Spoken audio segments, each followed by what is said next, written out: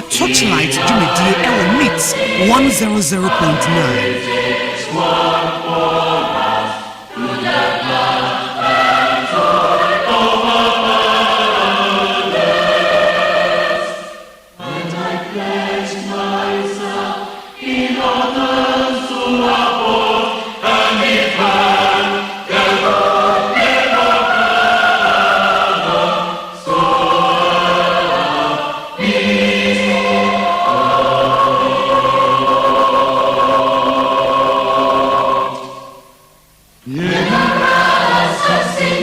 The Torchlight Jumedi Ewo Meets 100.9.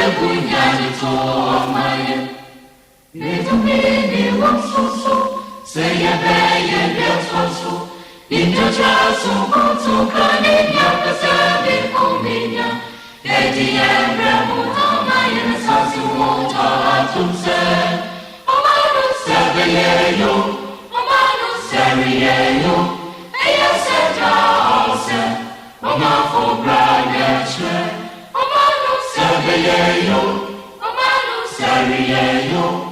What's yet the Torchlight Jumedi Ewo Meets 100.9. Neat FM Yo.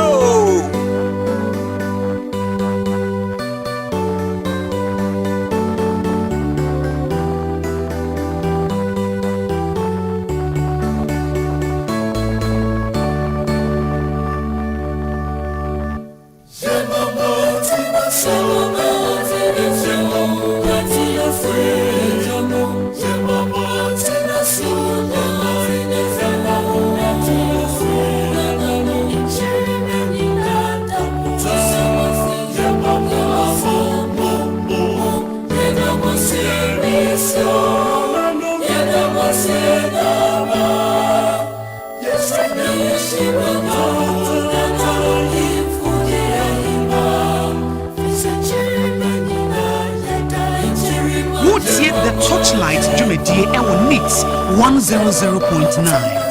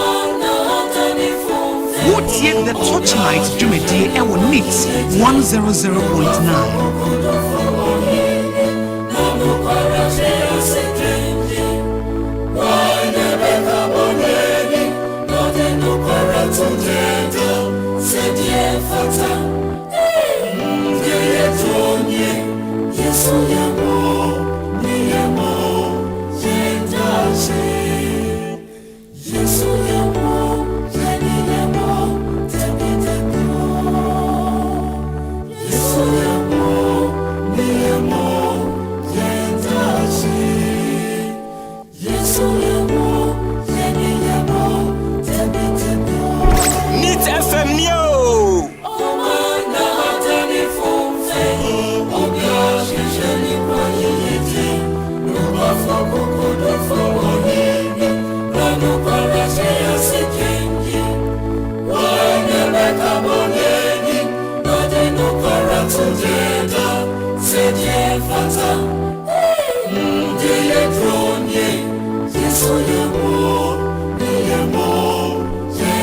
Yes,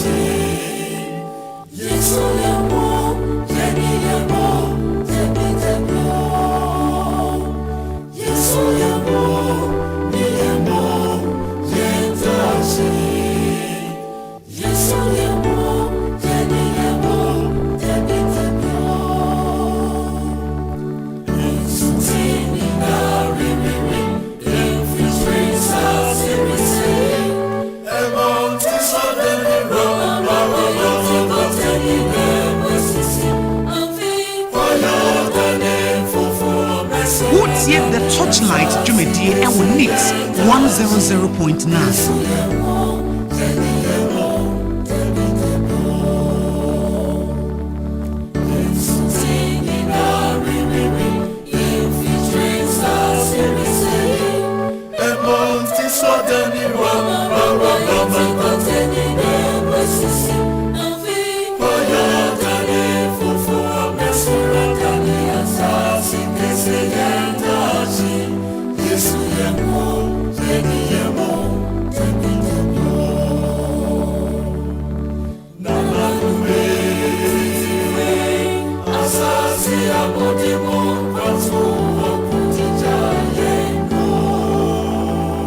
Wotie the Torchlight dwumadie ɛwɔ NITS 100.9.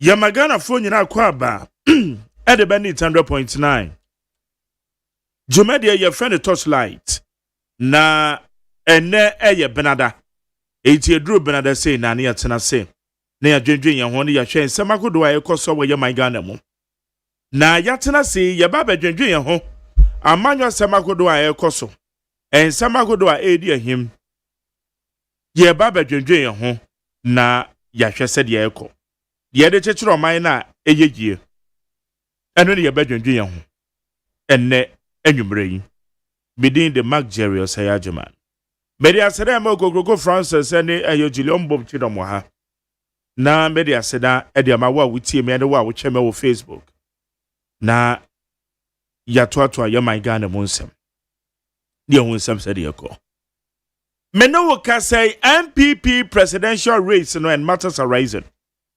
MPP presidential race. So far, saying that America, Dr. Mahmoud Baumia, Yanyane TSO TSC form, or Babe Bontua across the country. Share a year, and some may free the various camps. And they will share Sedia and to abominable something internally. Bepacho akosan de ma enumere bibisa wo a wo ye MPP ni a wo hwe ni mo the titulu mo amoye delegates a mo hwe ni mo se internal primaries na ekoso no fly bearership position na ekoso MPP mo no ebetimi akọ na de asubye de abre party no saying na mo hu nto abonefa committee a party mpanifo pawo ye ad hoc womo power ya womo hwe se internal elections no beko ye omujumedie womo ide no etesen saying na emunsem etie na saying na various camps womo so womo hwe edi enhehye biara empefo na hwehye because mekai say ye ni general secretary credit nkomo ewo me morning show say ma ne ka say party na the guidelines we the bema eye womo a epre se wo betum franka ediama eye party no nti anoso mu nsem ewo ho ye bedi ho nkomo na ananwumre interview ba ko aye ba beye efa road contractors se ye beka ye ho a eye ade roads minister de ba betu dwa se road contractors ye tu awomka 5 billion over 5 billion Ghana cedis over 5 billion Ghana cedis. And the idea to road contractors ka. And the anadumre ye bisa say sa 5 billion Ghana cedis ye minister kan ye no honorable governs Agboja or the Chujano. So aye road contractors saying na echo road contractors wamasake sikano road contractors enei aya kwan da bia ye ka ho nsem a drip machine say na aba de twetwa kwan no so kakra kakra ba yenim say contractors a wo mu yi akwan wo yema mo be pa cho sense me beto dwa na tesen sense me beto dwa no etesen so wo hwe a story published a warrior city newsroom also over 5 billion paid to contractors after audit validation. The Minister of Roads and Highways, Kwame Govins-Agbodza, has revealed that an audit of contractor payment helped the government avert significant financial losses. His comments come in response to concerns raised by Ghana Chamber of Construction Industry over delays in releasing funds for the payment of outstanding interim payment certificates, IPCs. The chamber had warned that the prolonged delays were threatening thousands of jobs and critical infrastructure projects nationwide. So, in a letter dated 29 September 2025, an address to the Roads and Highways Minister, the chamber expressed deep concern over what it described as the government's failure to honor President John Dramani Mahama's assurance that all outstanding payments would be cleared by the end of July 2025. The group said the delays had caused severe financial strains on contractors, consultants, suppliers, and other industry players. And these are some of the things at Ghana Construction Chamber of Construction Industry. Now, say Mr. Agbodza said, the ministry took time carefully, scrutinize and validate all certificates submitted by contractors during the transition period to ensure accuracy and accountability. He disclosed that about 5 billion Ghana cedis has since been paid to contractors following the completion of the audits and validation exercise. As of Friday, October 10th, the finance minister started paying the 5 billion. Eti abusia, gweni esikebia as a finance minister, go to Yadiama road contractors. By a road contractors here, bepacho saying that a woman. One more receiver. ABS and Bekosai. Any Muslim saying that it's an enumerate. Yene a Ghana Chamber of road contractors in Ghana Chamber of Road Contractors Industry. Ya no mba bidin komo. Na ye bisa. Se abai se we release payments away. Payment na abai na release no. E pa cho saying na woman sa aka dear frame. Eti ibedin won komo. Na an education minister Honorable Haruna Idris o ye press conference. Akyerɛkyerɛfoɔ yi a aya na ɔmo ba me program so a wɔn ayɛ adwuma for some months abɛn tua wɔn ka no ɛna aba abɛtɔ dwa. Honorable Minister de ato dwa sɛ wɔn anya cabinet approval sɛ wɔn ntua saa akyerɛkyerɛfoɔ yi ka. Wɔn anya cabinet approval sɛ saa akyerɛkyerɛfoɔ yi ɛsɛ wɔn de tua wɔn ka. Eti wei nso ɛyɛ nsɛm a ɛno nso da hɔ a yɛbɛhwɛ ɛho nsɛm aka ɛnɛ anwummerɛ. So far, we share necessity and no so payments akoso. Edian e katrichre yen minority for ababe press conference. Press conference na womo ye ye no. Womo say there has been some deception. Deception ni nyina na gina say honorable Kwame Mita Kando. Kwakwe so womo nka no kre bi emfa nkyere anesefo no. Because one more can say financial clearance. Okay, so financial clearance in the dia. And then what happened? Because I know the sika wo and sana we been have financial clearance over there. It is honorable because say afen wakwakonya cabinet approval. And then you no credit. And then you no credit. Say and now one more eka. Inti and you bring William Sangwo, member of the MPP. Communication team of Bebefia. Sarah Sona Evans Amo, a member of the NDC National Communication Bureau, on also Bebefia. Na ya didn't come at your fine Samakudu ya Mabroso. So what per se, Oba a year Jumedian Swako Facebook Live. The patro ye dem, our Facebook Live, Ehon ye Neat 100.9 FM. Neat 100.9 FM. And on the Facebook Live, and also ye them, ewa ye dwen eye nsema hodo a ekoso ehon. Etemene wo ka say ye ne chairman order eye Ghana Chamber of Construction Industry. Ye friend Nana Opare Kwafo. Na wudu aburu atwese ndia. Nana Opare Kwafo. Osan edi ne kwi pa chidom hene. Owo eye aburi atwese so de mata is so da no ho a. Eho ena atwese efiete ewe aburi. Nti ye ne Nana Opare Kwafo ebedi enkomo. Na ye bisa no. Ensama roads minister edi ababetu dwa ye munsem etesen. Nana ananyumre yebo emu ase emu adwo na mpo mutesen papa. Yo panyine Yesu adom mpo mu de boko na akaniaka. Akaniaka. Yo. Bacho yo. Ye bisa se mo amuyi akwan ewo ye menmo. Minister say auditing because so. Say yaka say also over 5 billion Ghana cedis and the way to yadi amamo. Emunsem etesen. Onsaka. Opanyine debi mede 5 billion no krade menche ho popoi.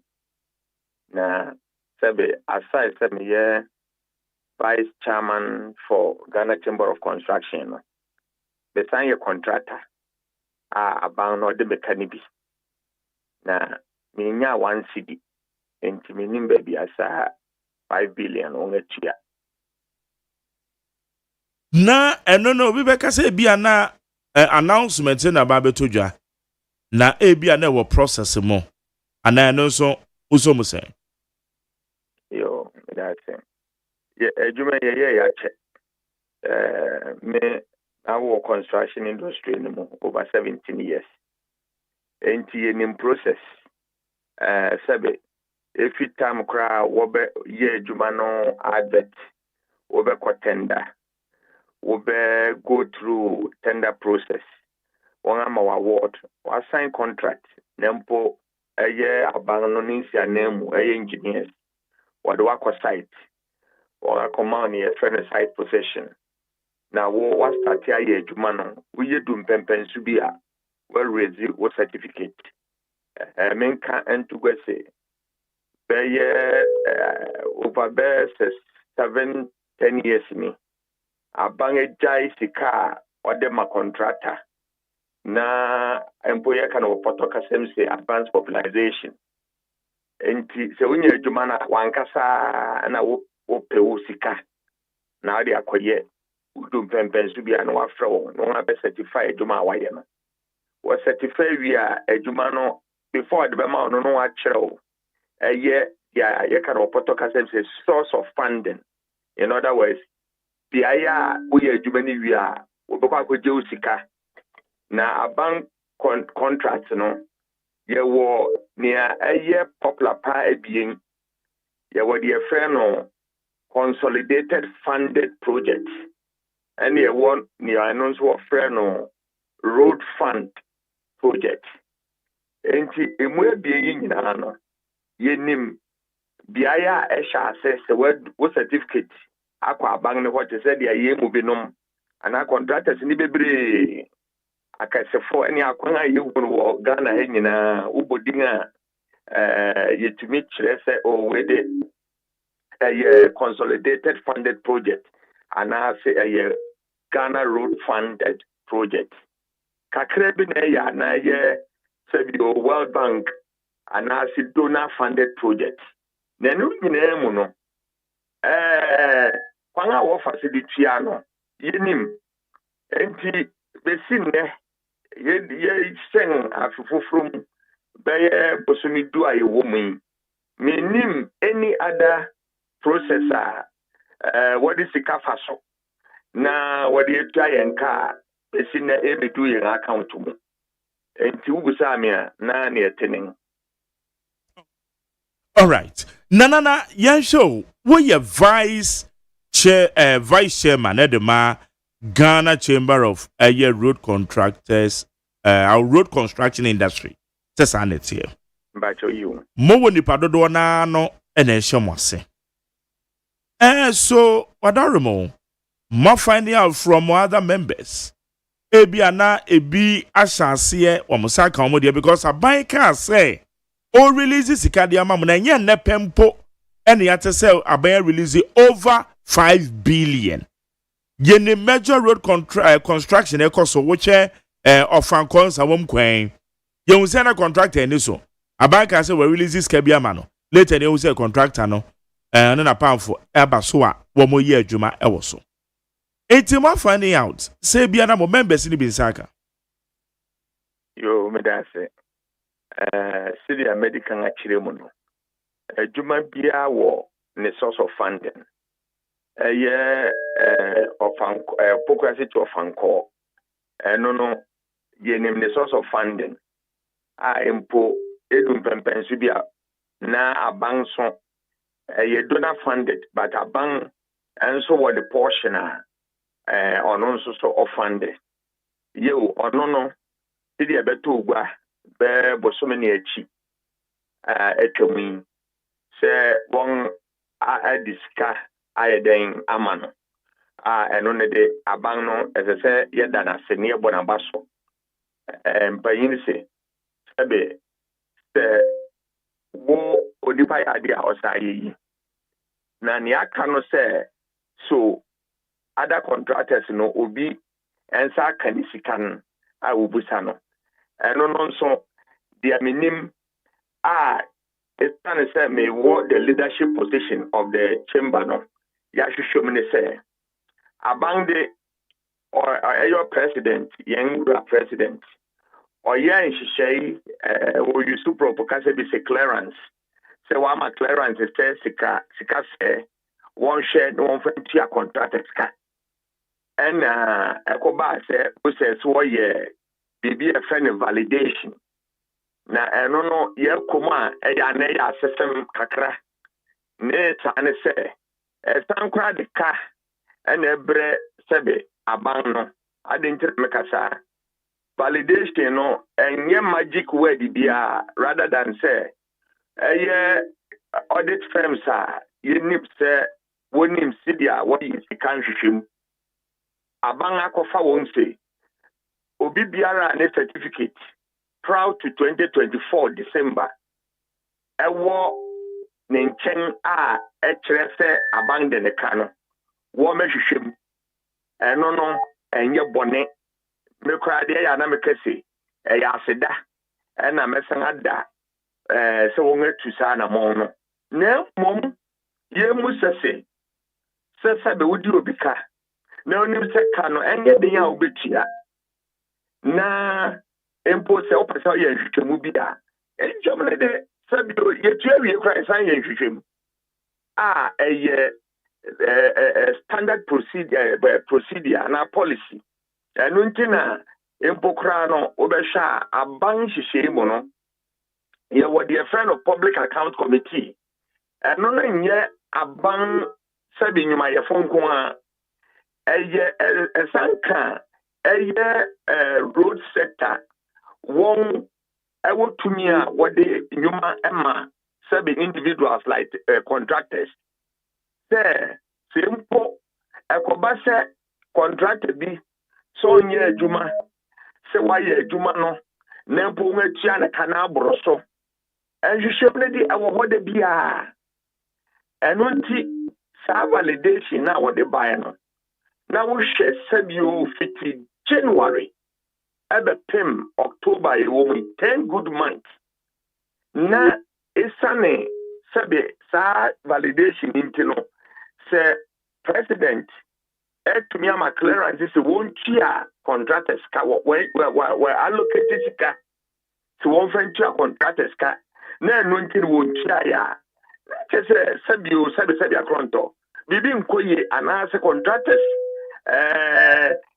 timane once one quota will play for the contribution of the nation no and share them we pay yenim say yeah ordinary workers make ordinary me mon fan che me say won away aban adwuma tempo bosomeso na anka as a so receive ni pay by 25th one bride one pay no tem na 25th ne sanka ana 30th ana 31st ne sanka nempo e track bosome ba ko bosome bie sa mi sanke benya aso e wo krom ha as we are contracted bia wo workers are otua wonka open ma me chiro say contracted bi wo kra or employ professionals the say engineers ye wo ma soroto ye wo civil engineer ye wo bi a oye friend saying quantity surveyor obi oye lab technician won nyina meken wo ye university for won akọ school papadi na yen afa won a wo ye adwuma ma yen won nyina wo seven families wo ye den wo hwe won imagine say ni pay wo ye adwuma ma ebia me na no padakwa na good 10 months esan me adwuma ma ye ti won tua mekanti mentimi antua na opahini jeri o je say nifi bidwa na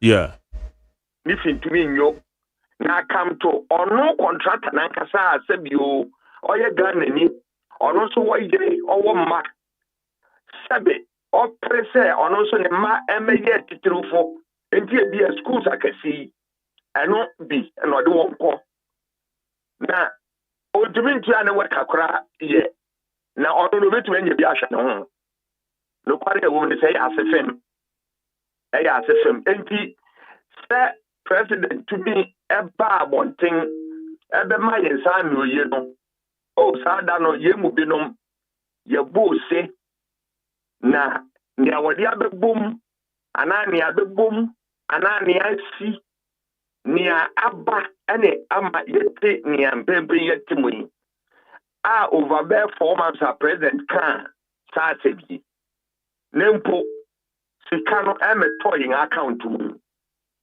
eno ena ede or how chuchuli di ene atete kodanna aba contractors so obesha meka say mekan wani breso yeah if you say empahini se owo ode anibre ena eka okay nanka ohini mu ya anadwei meka say nka say mejujo me ho nanso entimen kosa esane atetia members meka ho bi ye nyina yewo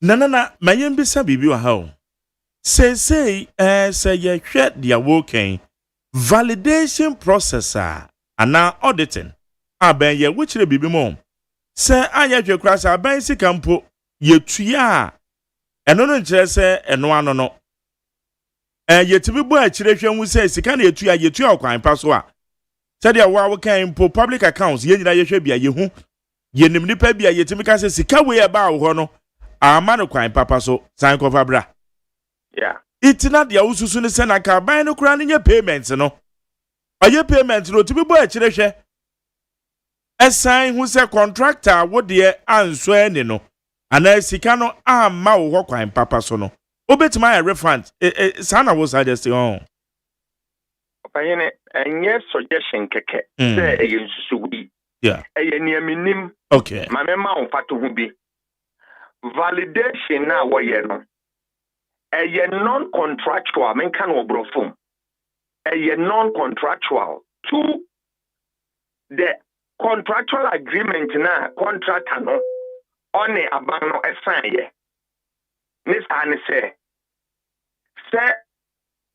wa sign contract say as a so oyi kwan we na wetimi yi na we raise ho eye IPC no na aban ni nsianemu eye the supervising agent wa certify no it becomes a debt okay although you use a term called interim we certificate in Bibria, I could dear by what yes, ye cano. Whether our demand, I say interim payment certificate. Yeah. Nature say, a bibia, ye, we are Germany, we are. What to mess say, who say a few nation, say be a bibia, as the count at your war. Contract in the winning, and say now a year no contract in the mono. A pepe pa. Mamma Sama Fatu Hubium. Na wede meka na sabe yewura aye president sabe on and up and for the akwadwunim validation mean kase nyo there be ayen na meka 2017 na meka on records Ghana Cocoa Board will adapt a similar sort of auditing, yes, and I'm some auditing cocoa roots. Yes, me one of the victims because now me cocoa roots ka I say cocoa board the chairman. Okay, hene. When we can say it take you close to 1.5 years. Good 1.5 years. And sana we wait our process no. Na mention the film by. Every year, no, not the cocoa board management in Ankasa, and I say it on records. Move to my verify from Honorable Boahin Edu, the former CEO, Ghana Cocoa Board. Because the war management position in no, you time away your meetings, anything in near Fibu by. I need na Korea say, Sabe, who say impo onga to Sikegu. I'm a consultant, sir. Would you want to treat this? Yes, our forensic audit. No, if you say contracted be a sangma, Nikata to see, semi-year, we are within 120 days and after 90 days, I say, Uchameka. We saw your forensic audit. Enti acquire 2 years. Enti as I say, Uchameni, our friend, interest on delay on payment. Okay. Ẹnu kwa akọyẹ kakasi kadakura no ẹsọsin the original debt no me can say sesu die se na we to me have verify from the current CEO Ghana Cocoa Board eka ho bi ena Ghana Cocoa Board debt on cocoa roads anye nesia besi sam pepenso aye wo mu ya sabio Nitia aye wonding if a cano at double. Nature say some forensic audit no. Yeah, you will be yet na radio so can ya say some forensic audit here cocoa roots 2017 a buying and over one initiative you know. And the first so dear bang and a dear bro mine no. The car and the bread or mine no. Because anything me use the word say doing forensic audit no obi anywa ochi yeah the papa your part it has come to stay with us I can yen enhye ehho say we adwuma ma ban na sabio say bibia da ho fan eka ho papa na mom say we ye no wo emra say we ye say we make sure say na nipa na mo de ne ka wo giae wo unchiae na afede wo sankwim say because of that time ye nim wo yen system nim forensic audit and a validation opanyine made sre etufo anase makabribi a kire sebe yen panyinfo okay say would you be car before say ni ehun hia pa ene say o opanyine me de oka na da se betua oka anase obeka adwobre wasem ebe kire no na akwete se dia se bi o san twe nsemu ana peye se ansa na no ewie no na ekwa akoye eka amawa se be ka no eta utiso no and this case na ya ban tanka ban be tie yesufre Any abebresta contractors kumwa anka masemani say yenchi forensic audit yenchi validation na mum ekani bi ache enti onche ko tom na se bibi se wenu ma bibi ahye wenu ma na wototo a ebin na ekom ye yaw e wo wi ase ma futunin. Okay. Aya na contract yi a edile yemfa ne se eye nana oparekwafo. Na wa wumu na kasa na wo ye contractor. Na wadwumedin ene eye Gelcon Construction Company. Na wu yi kwan bi. Ekwan ni delay sa na eba eye eka ewo sa kwan no no. Mutimi vary na because e bia nka ne cement anka obeto no 2 years ago no say cement the day no ebo na asesa e bia yon roads bia de be bridge say no man so asesa it is ekoba ne say na project ni delay where is it aye IPCCB project ni so wunwie because your level bia dura ne yesa wo raise e no no kwan ben so na mo fa so etimi a break even and now mutimi variation fa eye mo a car e work akwan so You opinion me that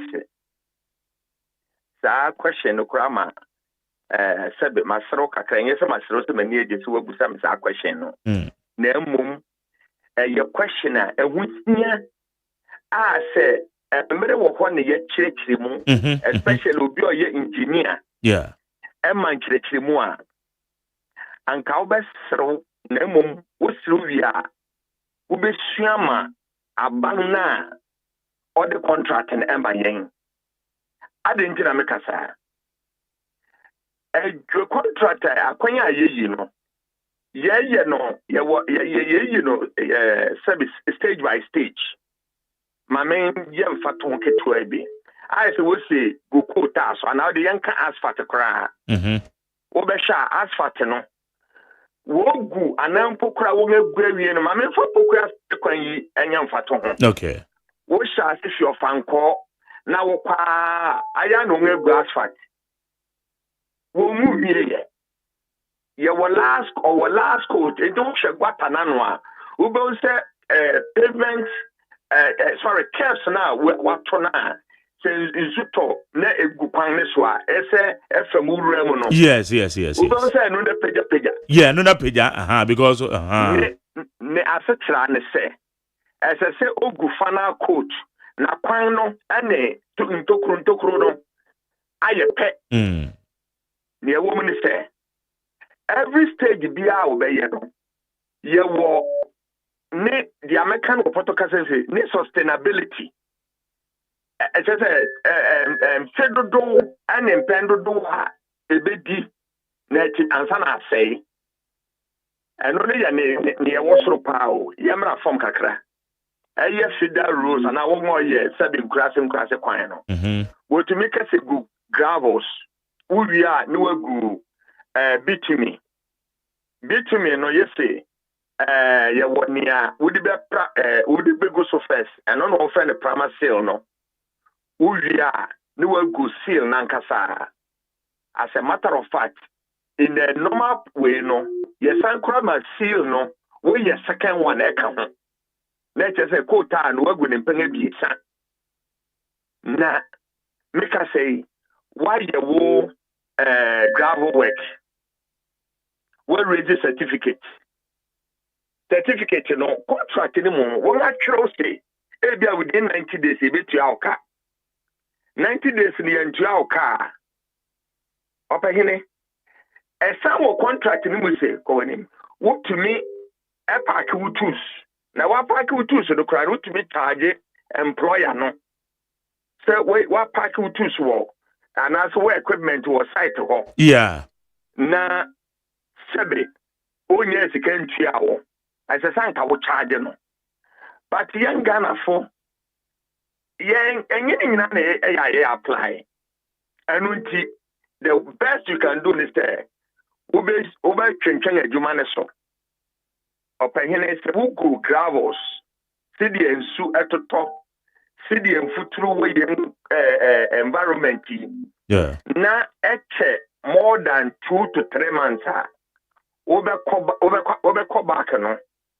na gravels no asay anasempo eni asesa enti ne papemu a esese wo ye remedial works ewo gravel na wagu ne so na esan ye pepepepepepepe se dia what penefa whereby say one may consider lab on it.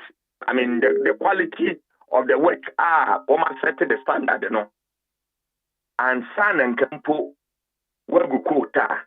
But you must say why ye certificate, you know. Echo 3 months. Yenchiaoka. In fact, it do to meet 1 year. Yenchiaonka. Make us say, it do what 2 years. Yenchiaoka. Medical Rosu Bemoa. It do what gravels. Say no, and I'm there 4 years. Yenchianaka. And yes, say, Okotuaso, assuming so much Yanaka. For that period, not Okotuasoa. You must say, and what they been the war. Na or they restore a final to sad gravel level, and san will go so. Near Yabani Yan say, Obama will apply variations, a quine into a sweet yana. Now I'm out the often extension of time. Okay. Sidia ever cover a loss of contractual time, no name, the Akeke count. But in Muno. As a tre and say, I don't think I'm a no. A san de cafofro bre abano. A san so Emma a quino anka instead of saying he been to maybe in tem, nanya ne quality near the idea to say what's dying. Now we doubt blocks on all more see it. Then she actually for years. Or penny another day, and yes, I will engineer and say, Oba to aswa impopo bibri any idea dan no asofano enye den ko be blocks ni bi efiso ansa na what to aso ba we no ayen sembebre enti de ka any somehow a quine into me enya sa the quality your friends saying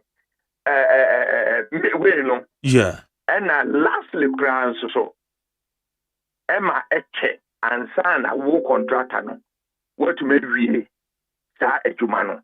Enti ejuma yadema na yetumi esane akachia semti yetumi gaw to ma enfi menim ho no mwa obia rather than say edeka foforo ebre sabe abana or the canon or the contractor no emma contractor no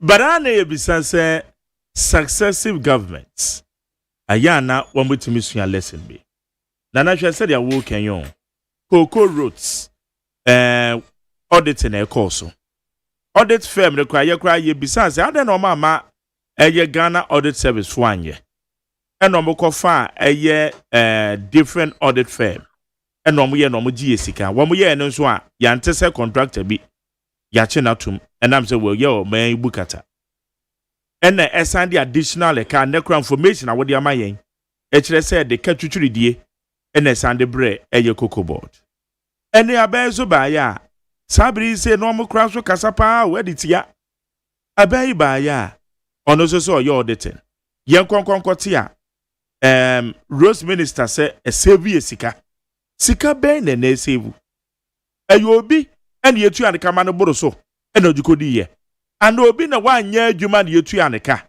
iti a save ye sane sen ho ene so waka de aba betum ene so ye hu road contractor bia ye che no eda kwa kodina emnana no ana so okọ appear before public accounts mpo wakwa kokokire nana sa suban wei eboa yan woye memo aban hodo aban baba aban beko lessons bi o ho a wo musu afri sa de mo de mo experience Ewo yakwan yi. Yo, medase. Embuaye wo eno ho. Meshase afi. Eye ye mpanyinfo yi. Ni titru ye politician. Even public account committee a meka ho asem yi. Mekase. Ewo system ni mo no. Eyi na ho hia. Ebi say eya ni e kan wo potokasem say who watches the watchman. Enti ho hia. Na mmom nia etifa say every successive government no ebia enoma bi ye pese ye hwehwem ye hwehwem wi a oh ena ye sevu se ene se no minyam ni se ye nya adesua kesepa afimu we ye me kasa se as an individual. Okay. Ni enti a ye nya we film ne se eya na contract awodi amadeda ono adwene po eta hwa ne se oh contract we de what the man see amesia na obentin meka say sabio sabe meto sabe obi nkwamu eye hwam ane ne wen eye gidi a yenya system na ya set no sabe akwese eto sinkakra enti ne sade a se wode he kwan ma contractor we a se yen ya abade a esese ye hwehwem na memma one very good example eno ye miami project enti me kan na te say I say what to me no what train siw ani say esane sa trimu po a ehye ho ntino eno abe fifi mu a yes ato da bia bibia wo be fifi mu no wo mu utumi nya biribi efi mu ba so bibi na obenya efi mu ni na na fi nipa na oye adwuma no to say in this case the aka no why the adwuma ma be certify mo say na due to the person any nyina na tesa na mpo se company sa ye what the due processor and not sombra aye yen abange ne apamfu ya wo ha hyecha to a wo betumi di nipa no aye den afaso wahu enti sanka ye hune sa se o atro emra wo ho se ye for say ya overpay contractor bi wo adwuma onye ho ana se ye tua contractor bi sika wo bra onye adwuma no wahu emra wo ho a ye de be deal with sa contractor kono empokura se oni obi officer bi na ye kana na eno so emra wo ho enti anka ye koyenyanim as a nation no esese ye wu se contract bi na aban bi de man ena wo wa beto a minim se ye wura jomama wa kan bibre na empo minim se wa ba hye bi ase a oye mia midisi kwapem south open mi chiao oba sensitization visit enti obobo idwuma bi a aban de down no ede ne sakan ya wo wie se obehwe na wato aso ne wawie mfato ho amedema eno me bo yewura domama abasto wahu na se ankebe ni nyina be kone saa enye nyuma nketu ankoa akese ni nyina ye sha se bia 2023 2024 ye 2025 ye nhwe ni wie ebia seben sakra bi na ye fo se emre mo a na nka ya hwe ye de sakra kono abemu na ya to aso because they say anka ye nya ni American opotokasem too much of waste any ka ahorowa to da bia adwuma ri nsako kan na yigawie ni ekwohye foforo ase no na aban no sebe ni bottom riwa na ewewo enti opanyene eno ne de mekese yen sheda asoman no ensua ho nidi se we buye bio de se o house ne bre amanfo en ni nyina so young citizens no ana ye bre wo they say ye can contractors akatia akamu ne wo ntia ye ne ade wo be komu no na anu nti obi ba onko school biom waje school wo be komu no na obi ba sabi okko school kura odi okom ana ekọ wo be komu no na obi yare kakra bi anka impose owo zika obetumi de akọ hospital anka ye betumi esebo ne nkwa no na se nipa no wa yamede meka se nipa no ebia sedia Jeremia kan no nani na yem no won akekere se empokra obeye da ache omanpehene ana MPB ana okitiru ni bi scientist enso esan sa sabe yensui ane yembanga imprempren yi yedi bu oman no na nipa no wa hwere ne nkwa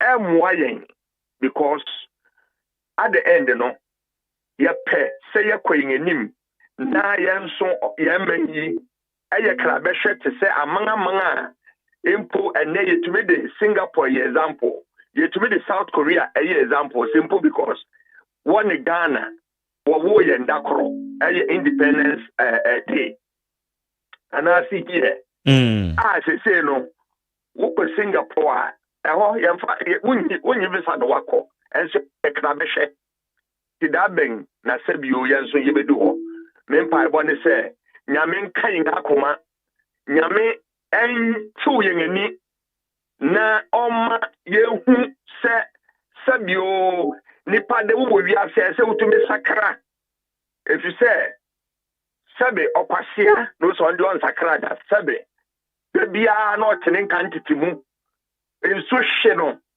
ese ope bibi cover ni tikeke o so nye eno anope eno na mo ayen Ghana ese ye kwen anim Ghana ese ye tumpon wotu kwan na wo conferences na ko hia ada Ghanaians owo okron makrum ha be 10 years da wo shed di bia ne the way anyame abue na adwene mu a ye wo ade papa na aka ye ntotoi na se ye hwe ni etumi esakra no say aye contractor for akatua last year and as last time last administration we ye say amwa into this time no ye de ye ne sa ye be ye de pepepe na me akwen anima opanyene ye benya your friends saying future good leaders are because say bia yare nti na nipa no wa hwere ne nkwa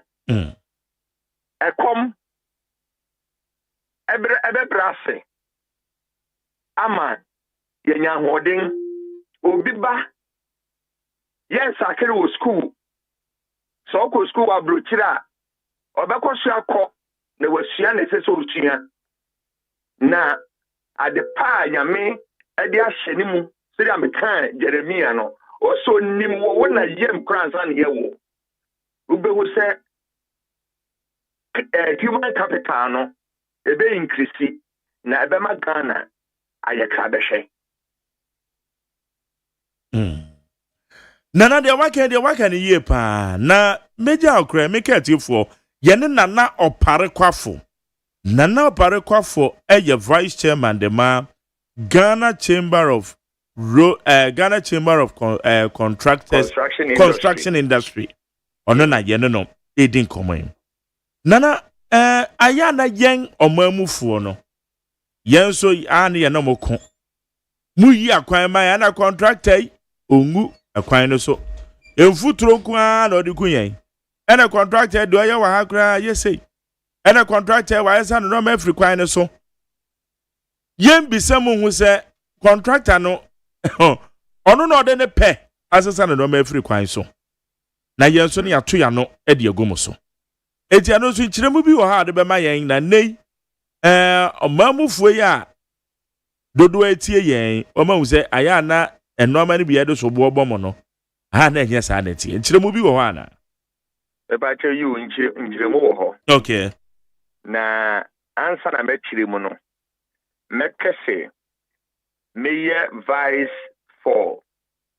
Ghana Chamber of Construction Industry no yen afemu de ye near the two yen members we contractors menkese Ghana Chamber of Construction no and ye contractors nkwan we ye members.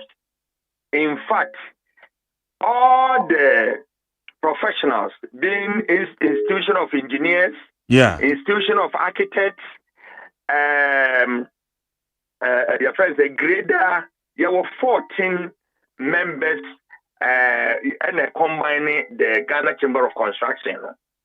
You say contractor, you may be an engineer and usher so. Engineers and American kind where your members. Yen won edia kotin ewo entutuimu sidia the build environment no ebetumi ewie peye ana ebekọ nanim.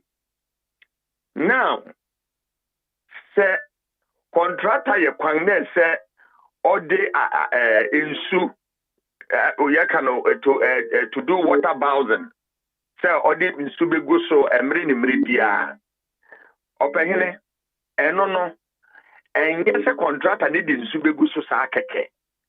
A contractual.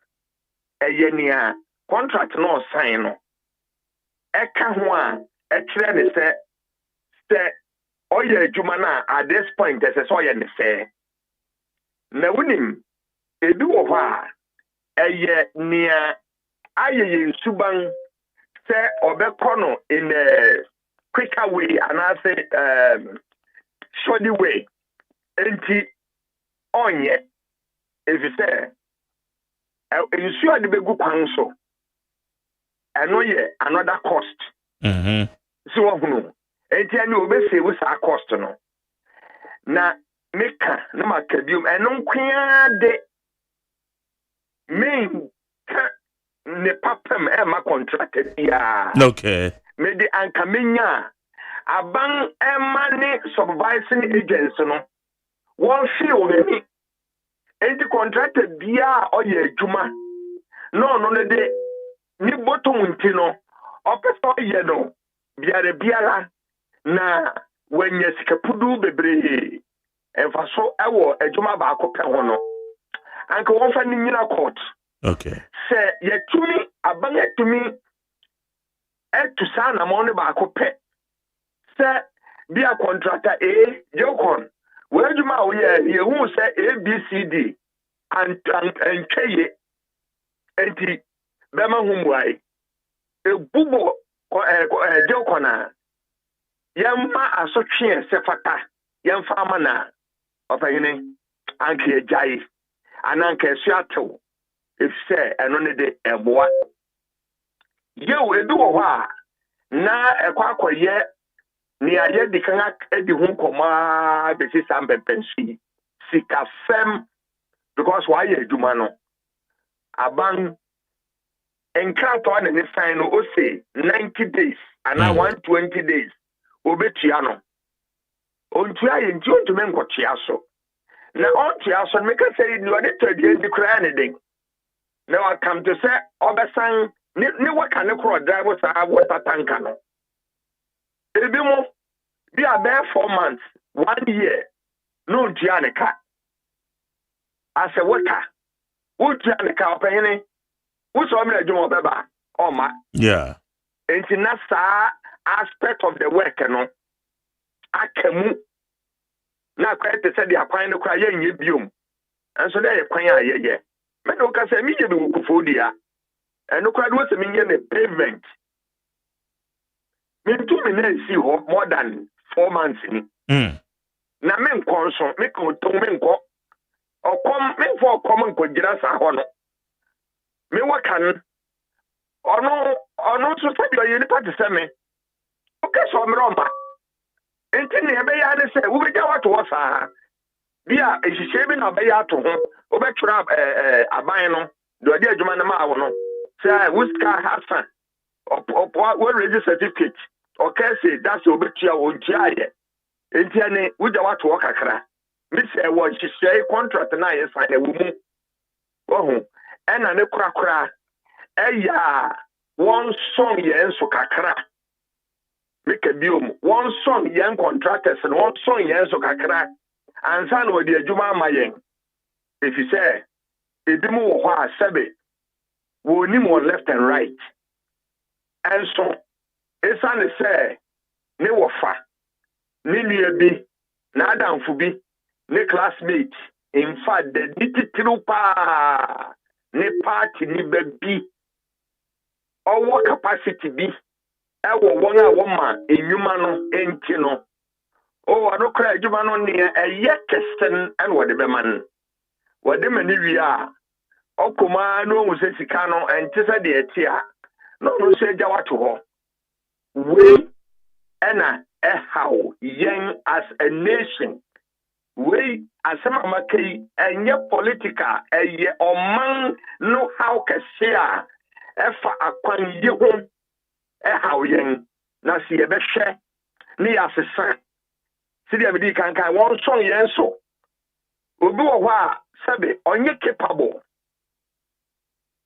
anka be boa yen ebe ma yen kwanyi no aye frenchim aye fefefe ye project bi me ka abo ye formal CEO aye Coco board no ni Dr. Opuni emere so me yes akwan ni bi ato forcing aye honorable ato force no ya we aye ni constituency openini wo monitor anas wo manage sa project no te senia me contracted me use the word World Bank project because World Bank project project bo okrobroni and ehwe so enjoy the pen eka ya no akiro bia obakiro ni bie na wo kra onim se ono no ohwe so no wo be mo wani ada ho enti se wo gu wo kwan ne so wo bawdo kwan ne so with water.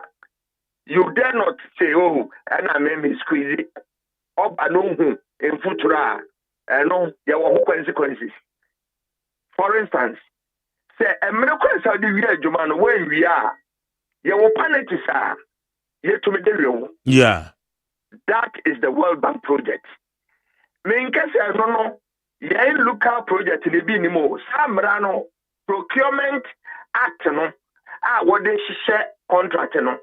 Ni nyina bi wo nanso ade amanne mu na to de bia ne sabio ne responsibility to say akatua se bi na wo abuda ni ego so te say dia e bi yete wo mpremprenyi ya no no so ese o execute project no ubo no so se obi ahia ni odi nanim na ntawo ono no di menim enti ona nto na se ne nan na che a ubo me so be kwa na me nan ache a opagina se podesta all right se ye me yen da ho na ye de mbra eye adwuma mbra se ye adwuma no enye ne se wo kaka na sabe MPP di fo ache won kwe ha wa adwuma wakoje te se contract a wo ye mbra wo ho enti wo to sa mbra na as a said umra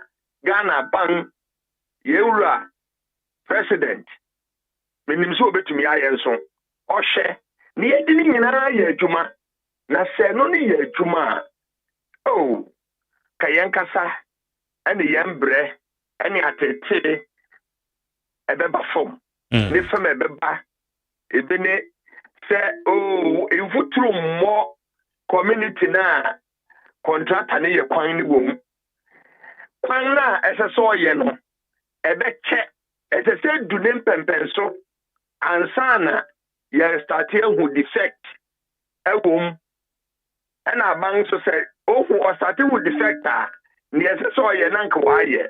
Of I because I make a becoso. Okay. As a honor, meaning I say, as a set, yama integrity, a juma as a nation. See a war or man who do dia, yamani juma, say a contractor side, say ya bank side. In fact, community the cry a quancono and nemono, war a specific responsibility. I say one so what to me apply. Na say nina to me. Eye juma. Oh, yeah, have no expect. Okay. Nana, in fact, ya da say na nwumre ene said ya wawa so many so e dia maye. Eni nyina mu de e kan say aban say woman to sika nei kra no government Kwame Agboje ka say over 5 billion. We to ya dia ma road contractors no dia. Ene na say sika na say reflect on account. Enye ne kan say akeke. Na just enye ne kan say akeke. Ezi you say sika no aba be to account mo. Iti ye hwe ni mo say de o ma kan sa pepepe be koso. The young contractors kron so a o ma receive sika ye nam so. Ma nei eye mo chembe kasa de afa ho. Nana ye da say no na nwumre. Yo, meso me da say nkomo say mebo mabaso. Ye da say. Na monso makese.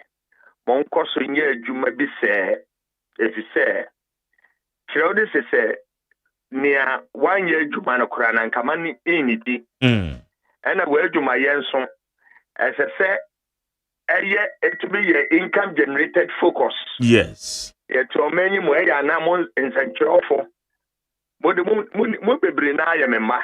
Yeah. Ma men kan de ba ko en send me mo din ye. Emprempren me na me ye acting assurance hene. Oh, okay. Okay. Enti mo towers ni bebre. Ya assurance here. Papa. Okay. Ma asase su nesi. Okay. Na ni enti amede no abam ni se. Eya mo adwuma ye no. Mo ayen. Nenye nia eye economical base. Make economical base nia ede sabe adwumaye ene ntoto a be ma yakwen nim aiden aba adoption na ya na politics no especially biduma won ase won ano no wayaw empehene tesanka yeka eye akati asemi na ye nim se ye ngeja ye first gentleman ena SSA otu sa akotin mayen na mpo no kra ama ahye yembo be 4 months ni no na nka sedio ma asew ma no na me ka sembia okua peni be kese yeso opa ho chaw kra sana wakan yesre mo masa aspect of we no emra from kakra let's say be yenka a very economical issue. Yeah. Seze ukasa pe na kwa manoni o.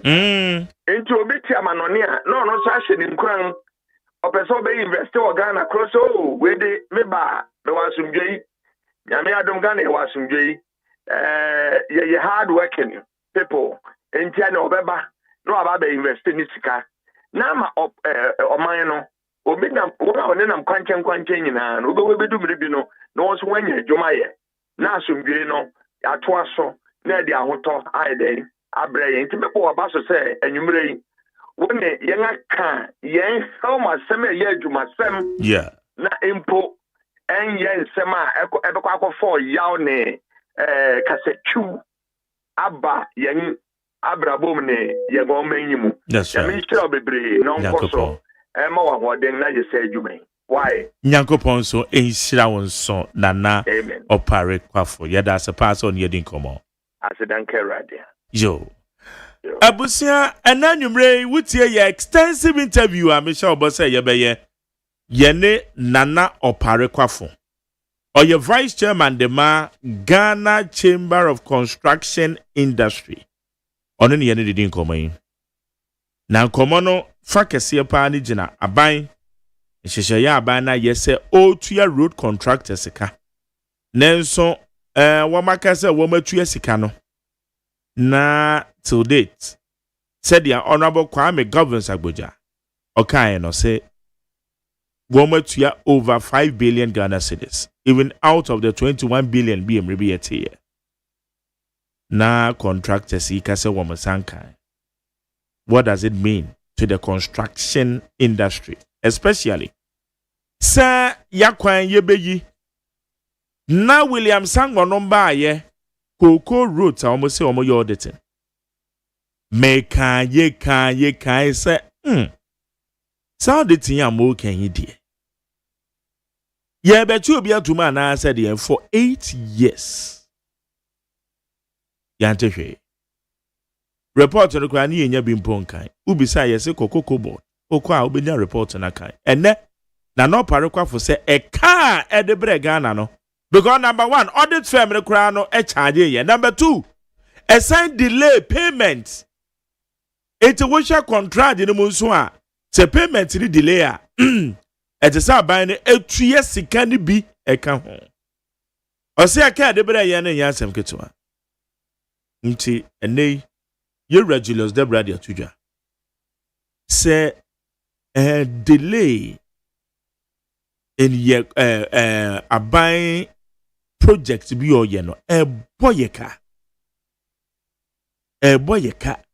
it what do we do abenye so ba ye o maka say o mo so your auditing eso mo so opposition no mo kasa tia de Coco board sa bere no abandada na ye yo auditing o mo ye yes ye nyeska eti nyeska ni free ye nyeska na edi free de bia na ye ka o ye inflate contract and na ye say honorable wusu aduomi sa bere no nana ban na newo so no nana ban ewo position na wo hwe ka so akwan oye no so da bi dia mo ka mo amukasa munni sebe nimdie ewo akwan ni yie no na wo hwe kwa ka so ne akwan ya sa bere no Professor Mills ni JDM eye na sika bia emphasize bu akwan nti ye wo sa na tie sen no man no ena ye mia oman no kon enne mabedwafo wa ha ye ndi sankomo ye yebisa senti abe ne den amana ye ibansamo be mo adu ati sen no fa camera wo microphone so here baby abako nyame adom ne NCC a reset na agenda na ekoso na bibi papa bia beba ye betia nkrofo nanso ba so far ye start yentia obi announce be say ma eda na kwam na Ghana for na be say yensi abotre say na rewura mahama ne NDC aban afiase no ba ma ya bo ase ni ma be kono jojo me kan sana me de kia emudo ema Yura Johnson esiedo nkatia the national chairman of the National Democratic Congress papa baby bia wo michiao na minchia me penny me dofo Madam Vida Day National Welfare Committee chairman minchia no na minchia dofo hina na wo ka mra nkrofo ibaye omo audit na omo ye beba ma minchia wuni owa William Sango Minia beba ono so a member of the NPP Willie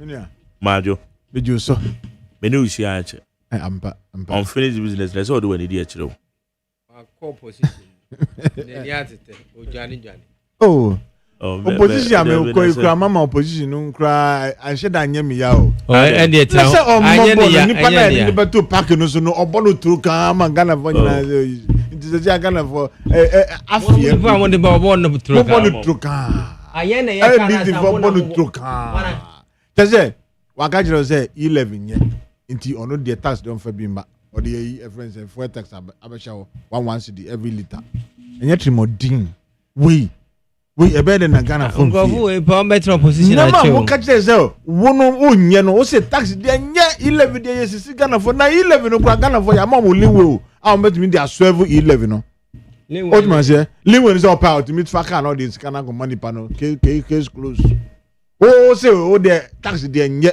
o ba ya ave de 1 cedi na betu 1 liter say e fun kura e twa tax fun kra ye di nko asie kra otua bi na magya say ambulance driver na odi ahyem odi ahyem nti abusuan betua ebusuan tua kra efun na okọ no so property bi na eton na ye de betua eyie ni car otua bi for the mo esire sabi nema mo ka kire Ghana for na nya na mo ye o sisi galance na ye mo butu patopa be de galance ma aban na aluku ti say efe say bidie troka odun say so Ghana for ye de afi say ye kan say nema mo kan ni na omo ba omo ntimi nye papa ampa omo ba ye nso omo bono troka enti magjerry opposition now person this shire me dey me can say anya me ya o Ghana for afi ye kra dodo into 2028 ye ba beji ya de ni ya ni ye all right Evans me sha say afro so because mo na mo wa ben mo road contractors aban say we release this scam chamber of construction industry what's that case again e din sem bibi and akwakoba they say be 5 billion Ghana na yebisa say so a date announcement beba o man panye so kan cho months ago na ebeba say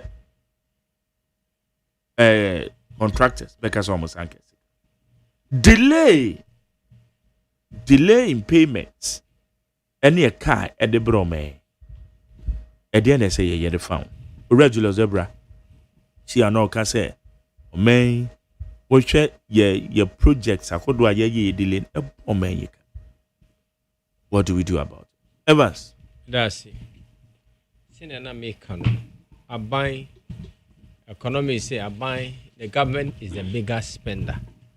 I don't know this car ebe economy no economy no cost. And it does that through project awarding. They say within 8 months, let me say about 7 months, he has injected 5 billion to contractors. With TSI or the scanner would have say with TM, but has paid into the Ghanaian economy. That is why it's more advisable that we engage our local contractors. We empower them, retool them, so that they can do every form of road. Enti abanetia. What can we say? Contractors binum say yes and kind. Contractors are individual. Makaji sika. Maybe born they will say I'm sikabi. So makaji sika yetua mekabia. Memma ufia kan say asumasi. Mesika ni yetua mame no. Nipa kra otua no say metua 5 billion. So officer won't say go and find the checks was signing. Apart from that, so we didn't want to say mean tia. If you credit him so with he can deliberately say just to tarnish the image of the government. Babani see with 5 billion. I think say it's a very good move and in a good direction as government say you be tia juma for car because you tia juma for car and more musunya be the tia or more juma for car. And the unemployment befum or reduce poverty. Nama Ghana for any car so metra. Can you believe that as at the time if you contractor buy MPP about awarding when you have a kukra? O kata krade, o ka pukwasi road, o there's a big of krade there, a clock or tata krade, but pay so cry and farmer contractor. Baba we buy and we did it short of as much as more than 5 billion cedis. Those money have been sink into our economy. I think it's a good decision, it's a good mood, and I always call on Ghana and say you rally behind the government. I'm on the power, per se, Ghana mine to me abaso. Enti no cresa MPP need the obey no cre go to the ministry and check the check. What make us an MPP before? And I make us say contractors when it's a government tia contractors car on tia group unika or tia individual car. Now do you think say chamber the best sorry about bunting at the craft how come transfer road minister e go ba me in India and say radio so no all the communicate one match officially to the road minister say what's up now kind no him for no to amaka. Do you think so meet my eyes are just like me that's why jina manamu say contractors doors for Ghana. Now payment, so it is in discretion of the minister and the ministry. Who do we pay at what time? And yes, I make us be other contractors, and yes, it's your muka. But who do we pay at what time? And it is the discretion of the minister and the government that have decided to pay certain people. Don't you think, say, I buy to me your announcement about to dry or my penny crown a bit to me? Then so that's a canon call. Don't you think so? Your budget estimate near your payment schedules. Budget estimate, the Abambacas I can pay me say. If you do come na a chalk content to me and coso. But payment schedule minister next year was some checking on because I made 2 years can say now economy. I remember that some bridges and which has been completed. Some contract have been awarded. Or water contractor or mobilization. Bridge year every Yamaniska. It's the government. I've spent about 5 billion in the road industry. I've paid about as much as that for several areas of the Ruby federal roads or trunk, whatever. I don't know the last word. Federal road or urban roads. Well, into Oswego, we have thousands of contractors. It is in the discretion of the minister and the government to select who to pay. And if they haven't paid you and you go out and make a press conference, you can't know the mind of all people. Parliament here to Obama, Bakufi, MPP, Tuma, NDC. Did we ever thought about that? But it happened. The minister and Tiaka. So what doubt go to his check and let them prove to you by checks. No press conferences and your political and propaganda. Now ministers, when he's paying, he pays at his discretion. Why na mintianeka? Why na feta se mintianeka? Until the whole contractors or so far paid about 5 million. It has estimated over several billions of cedis are owned by contractors. So at this time, I've paid about 5 billion into the economy of Ghana. But is it because of what I've been mentioning now? No, that's an option. I have a tea, Obiman is going to buy a catcher. And as I will buy a winning tea, Obiman is going to buy a catcher. Be a contractor. As much as we are I am saying, say, as much as we are contractors, that doesn't mean say we have to discuss our finances together. As much as they are road contractors, whatever council, that doesn't mean say when somebody is being paid, he come to the council and announce to the council that I have been paid. No.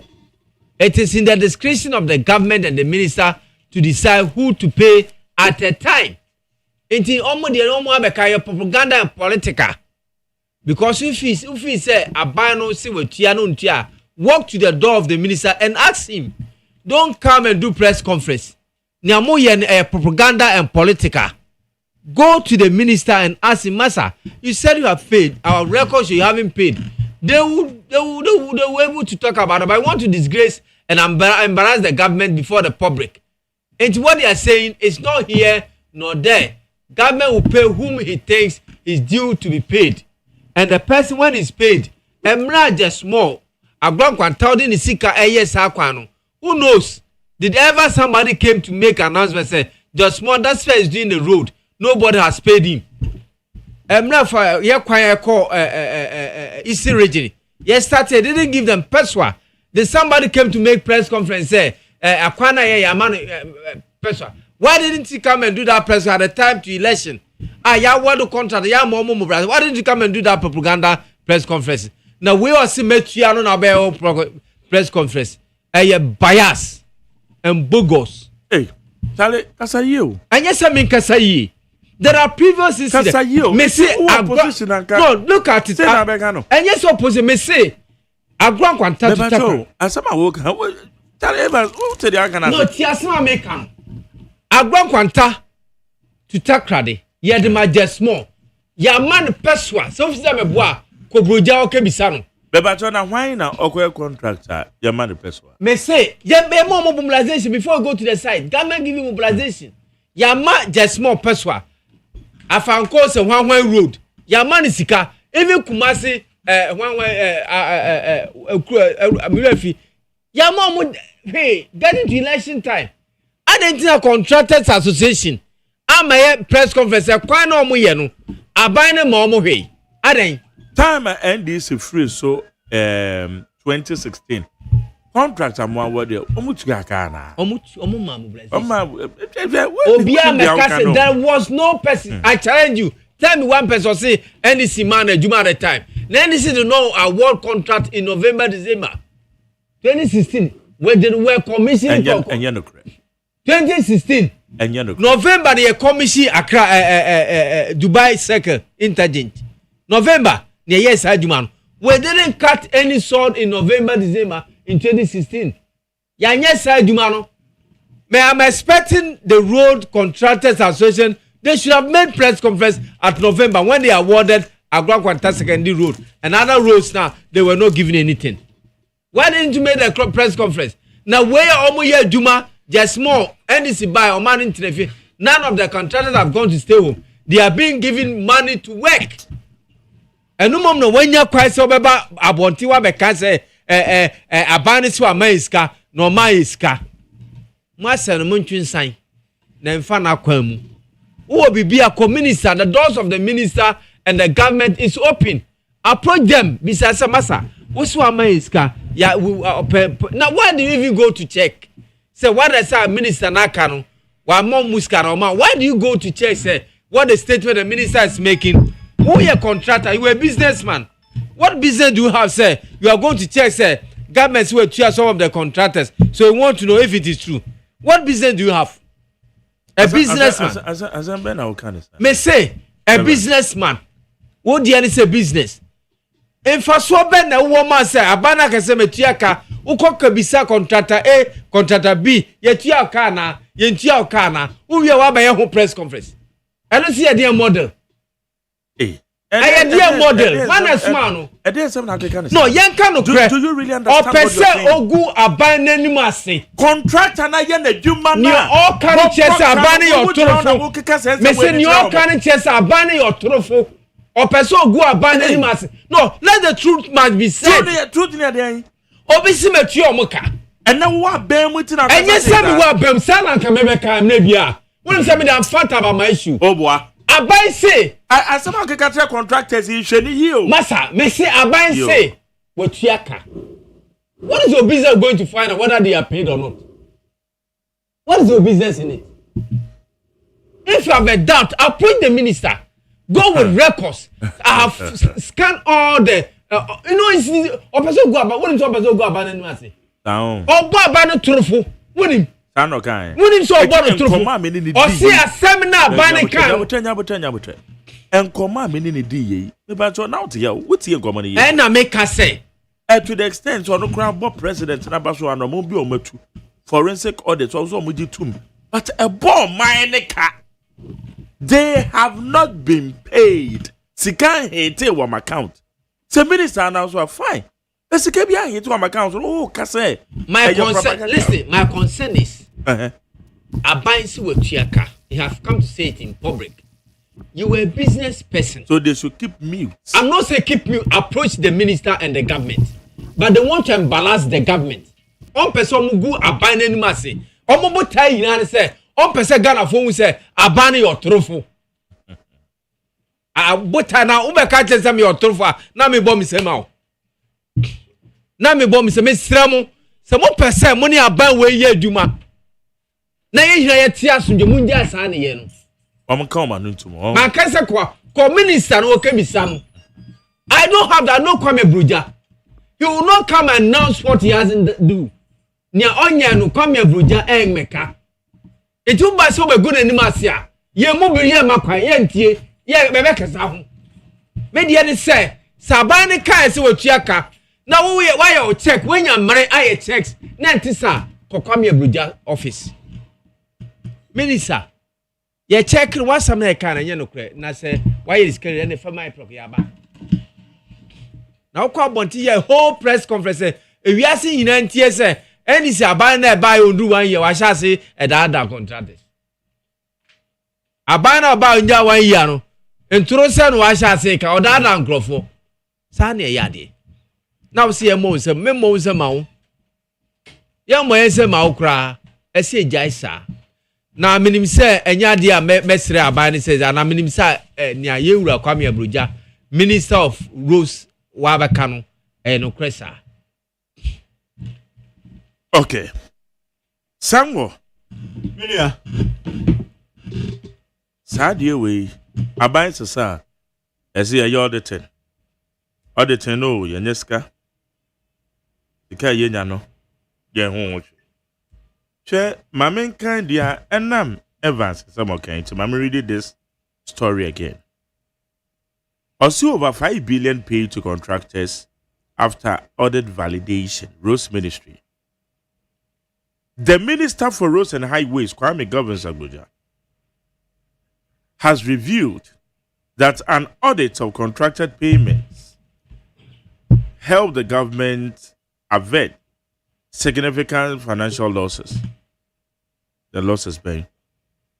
His comment came in response to concerns raised by the Ghana Chamber of Construction Industry over delays in releasing funds for the payment of outstanding interim payment certificates.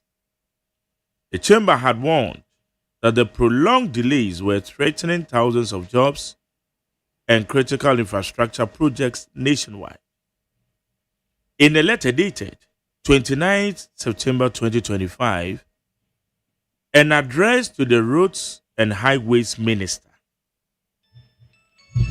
the chamber, Evans, for phone, Sunday open Sunday, studio, for phone to silent, Pacho. Addressed to the Roads and Highways Minister, the chamber expressed deep concern over what it described as the government failure to honor President John Dramani Mahamed's assurance that all outstanding payments will be cleared by the end of July 2025. The group said the delays had caused severe financial strain on contractors, consultants, suppliers, and other industry players. He disclosed that about 5 billion, then only at the minister, 5 billion has since been paid to contractors following the completion of the audit and validation exercise. As of Friday, October 10th, the finance minister started paying 5 billion owed to contractors out of the over 21 billion. The process was that the payment requests may not be as it is. The Auditor General and others carried out some validation of payment. If we had rushed to pay, we would have thrown away part of your money. Because during the validation, the amounts we were told we owed is not exactly so. It did not just be a dream. He noted that most of the arrears are significantly increased compared to the figures provided by Akufo-Addo's administration during the transition period. At the time of transition, the previous government told us that the bills unpaid for contractors at the government of Ghana, that's GOG, were 21 billion. Today, I know it's far more than that. The road fund indebtedness, they told us, was 5.1 billion. He stressed that I'm told it's over 8 billion, it's over 8 billion. That's 120 billion worth of projects were awarded. And some of which didn't have commencement certificates. They didn't even have an idea how the contractors were going to work. So, they are making any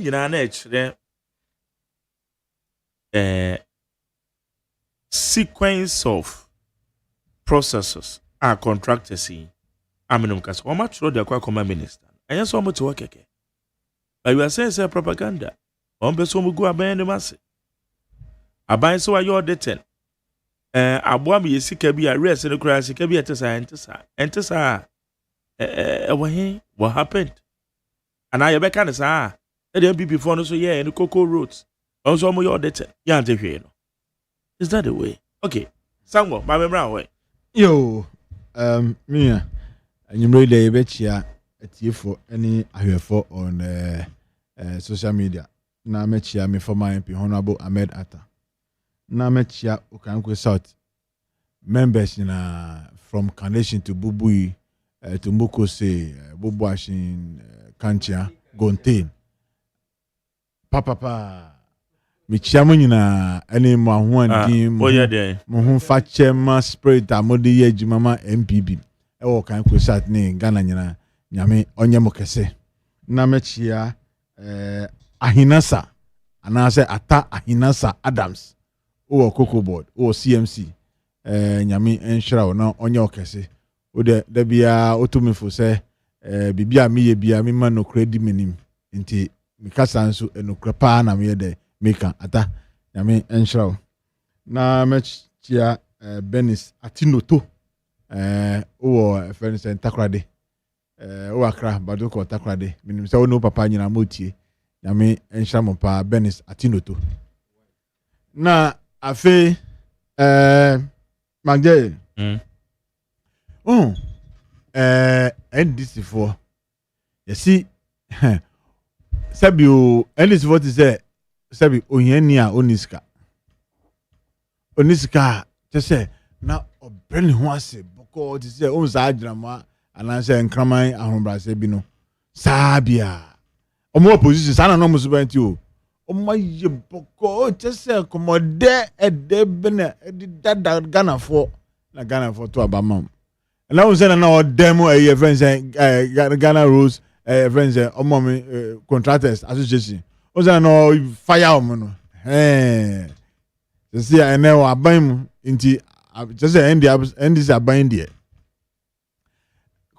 contractors friends and contractors association of Ghana there ye inform mo nyehwe ene wa fire mu na se association wo ho amagjari yenum a yandonko wo union sem no yenim se when members are not happy it is the association that speaks anameboa enti se minister can say you bet you sika and already option name already they were told say o bet you in July anameboa na president crowned see in July na July ama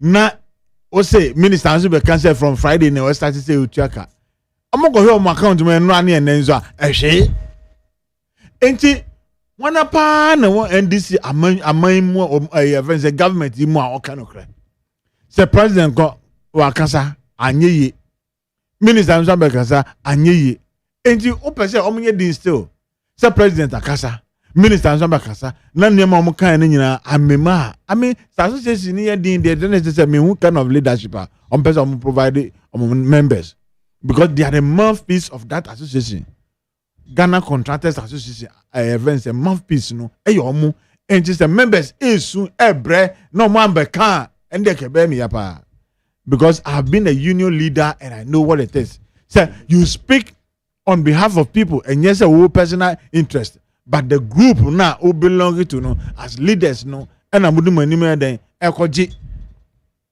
enti se omo beka na NDC for say friends say omo person go party in Nimasia and a government in Nimasia then do the right thing okay say from Friday and 10th and the start tracker na le pa no go here ni accounts mu and Friday you crowd kan no obo ha ebia friends say ni makro bisa ni bibi or the net is oh munche Monday me call bank buy me baba yam ebia no so twa ni school fees wa brochire wa kan na san wate wa fe ni bana fe no oh twa Monday aban no so we chaka ni papa ka say sika ni go so na say Friday na bank can say oh twa mo ka nti da wo pa chere say wo de ye ntwa ya na do you know the situation a wo de omokotom do you know the situation that announcement no any pressure any be group no so look bi ankra ni supply bi kra amane cement a ontua the fact is say minister Abeka say almost started from Friday no only say say distributor no be man pressure baby akọ free that dey any free no only say sakrofo ni nyina iron rods ni nyame on be man pressure baby even baby omo nya nsuo kra dey adwuma no kra no on be man pressure so o can say o can bibia anything am can say fail the bia ni kasa ye kan nti onim say onye ready a menko kasa ni etua because the moment a obeka sa pe either school feeding program e ma no onya kasa otua mo kape baby akoji friends oye baby akoji kosua baby akoji beans baby akoji gari baby akoji more obia eba bedan ka meanwhile sika no so en landing e won account mu ye so NDC there and na make say there no so as you do say process finance minister directors no ba no so be any there it's your process and na FM don't you think so? Oh, Mark Jerry. And the president kasa. Mark Jerry. Nipa no be use can put us July. And it's also July. Na ama July she August she September she October. Na enya ready and the minister also yedi. Now minister obeka on Friday say oh ya started to from Friday. Asemben kra na opese asemben na okotwin be o ebeto o so no. Pressure or the abegum so no enya pressure kitwa enti magere say a process na say president nim say we call process and amenim say president onim say sikaya me kwa kotua no say ye ho adwuma from finance department na aba na bia whoever is supposed to sign, say minister or whatever no and chief director so sign and sign a kotua. So process, president nim very well. He's been a minister, he's been assemblyman, a deputy minister, a vice president, a president, and a second term or third term president. Magzero, experience ben pana man penyin ya obi say me can say July. There are certain things to be done before end of July. And this niyama no man penyin wa follow up ana don't dada adu no bia ena no oyede oye. Say or can be there show mo kran keke so zero or kasa we wo ha call presidency no jubilee house na o momfa mo asem so enya sa pa dia me hu ne tia president can say July ending na sika ne enya ready July anya ready August na September ama October nso na minister Sabe John say from Friday no kran started to ya oh Mark Jerry aden ne ni say Contractors Association of Ghana, Edia Grosser. Omunsuna. Ekabia abambia di omuno esunsi obia because ejuma na omu volumes ena yeden ediko. So oko kasa no an kasa yia o de asema bra omu. Next time nipa na ofre no iron rods no, nipa na ofre no cement no, nipa na ofre no even ahia, nipa na friends drivers oni omu ejuma no. So catch them say next time yen nko na mko ejuma but they be for the next 3 months me nchamuka but aban chamika pay de me chamuka sa drivers ni ya ombe de omo say sabi sa contractor no your trofo the next time na sin sika near ready and nobody will go to site and it is high time when we are given the opportunity to lead this country now nemo wa esi hu say na be manage no and I believe say me I'll keep saying say sabi MPP fan ye ni ye na onya opportunity na oba why uye ni ye na that no ensure man from say politicians are changing but say obekasa trasa na ko do president anu ada wajare weda wajare wako abrochi akojiweni abeda na orefi omu say contractors nso mu ma omu ko school abrochi and some $600 no mu fan ko twa ma school visa and no there oyesa na you are not being fair to them and ya say NDC for handle omu that way because ekwan ya me club Mark Jerry onim say me club na demonstration lower manya club na demonstration bi omudi jam from Somanya to Pon lower manya club said there say Rose na e wo hono na say Mark Jerry o studio haya na mbe tran say o studio haya na mbe tran say yes John Dramani Mahama say month festival month e wo lower manya club say from 19th and 24th to end of October no festival yes romu no munko ya rose na emaye Mark Jerry ya ye dede youth na kasasa aban ntie ene enwa youth no ahihye bibia ene ye di demonstration ba be hyeso no afi ne asasa man since gidi ekogu ho youth no say I too late the demonstration no there omobe oh maza youth ni say when kwan there too late ntom be bom ena mo boom demonstration hey crowd no na Mark Jerry na edutwem. Look, I'm the politics to change and I'm fire buying because a man a woman youth of this country no and a youth of lower manya krobono omonia bre and omonia soja because you could do a festival yendi e was a foot run I unna mo show wise bi na ka twem won a Mark Jerry no atare ni ada ni call internet demonstration a boom lower manya krobo no na edu twem.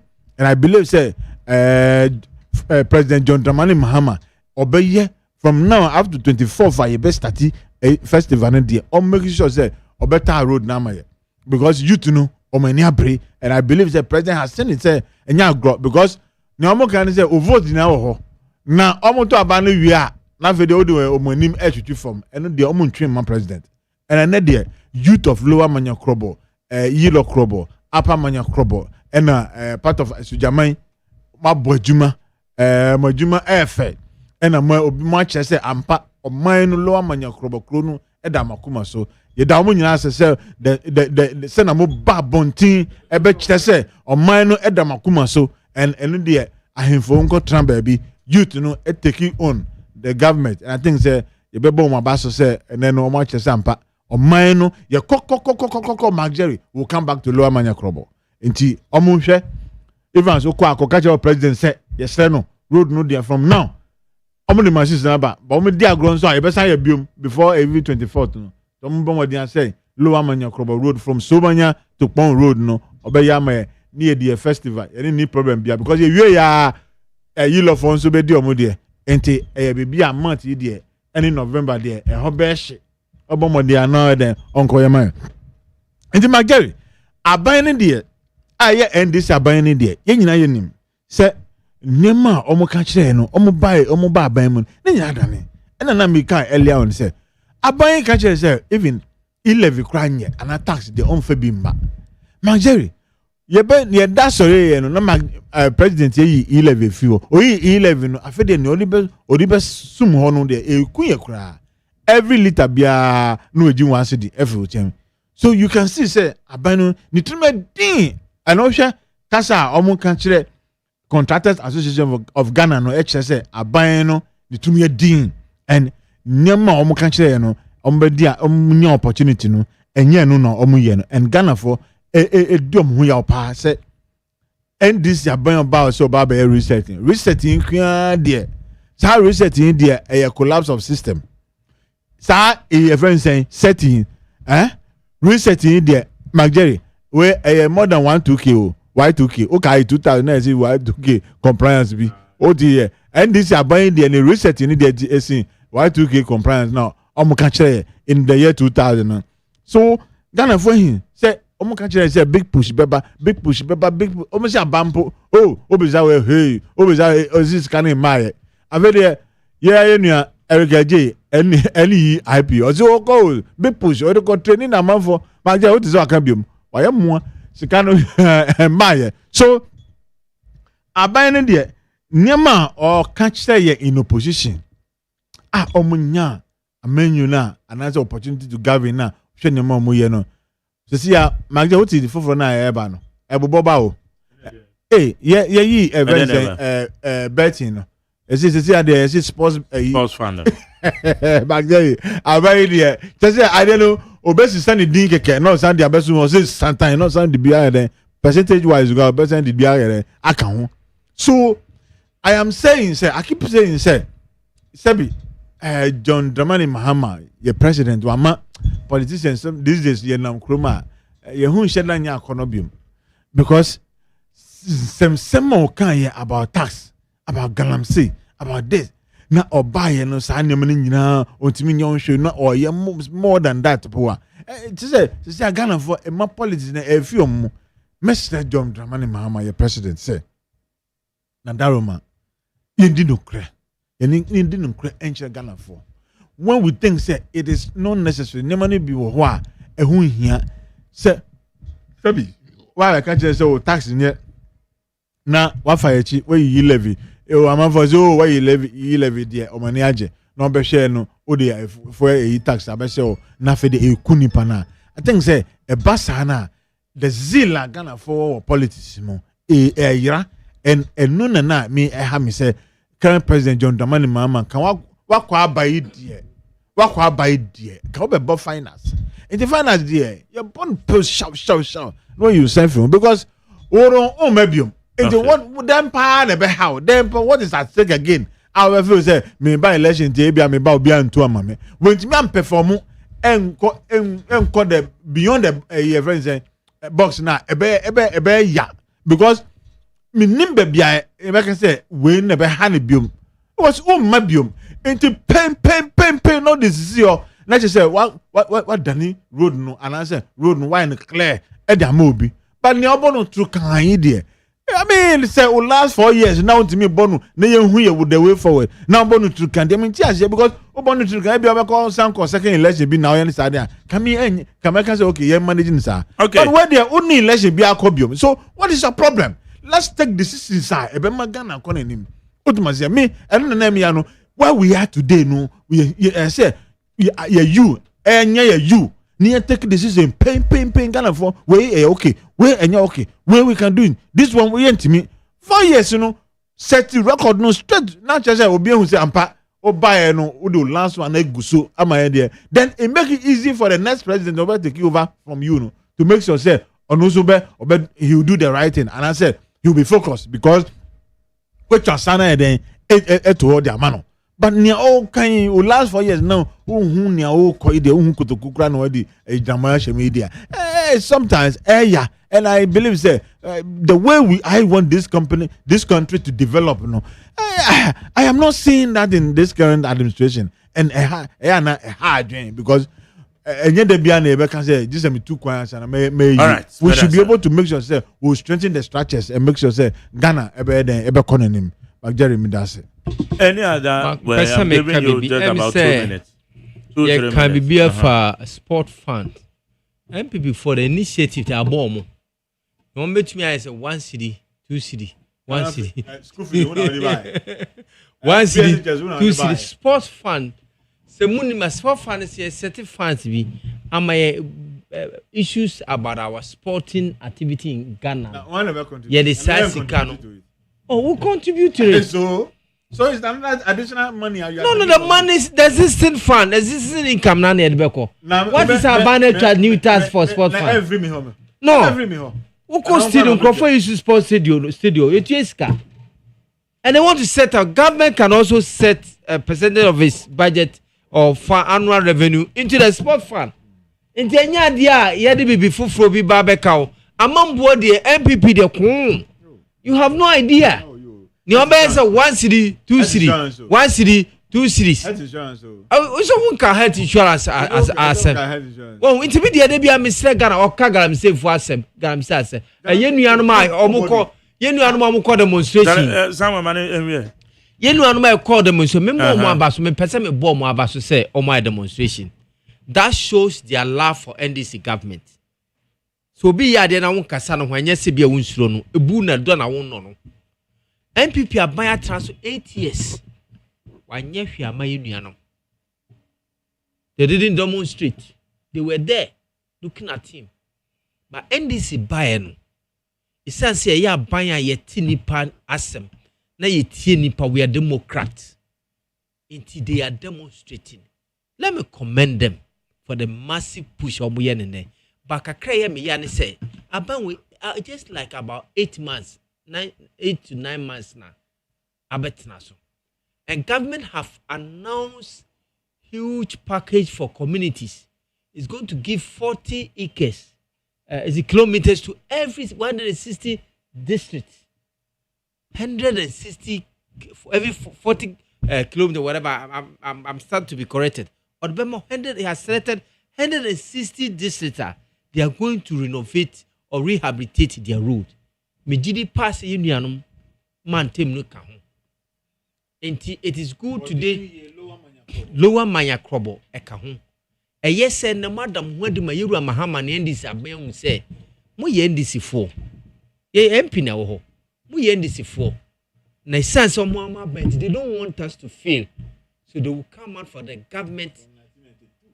Na me say within 8 years etwa kwa nu achi a 8 months ago na pan bi net ho na kwan na nya nu achi a 6 months na dey say apan bi to lower manya crop for ba mo anya demonstration mo anka hwe no mo ka bi kra ba say wo sika koke into mo ankasa ba mo ankasa mo aban a eye NDC e bae no omo ababonte be kire omo aban ne say yewura ya na ye do bae o but 160 this is now where you say you rehabilitate their road for your hand account.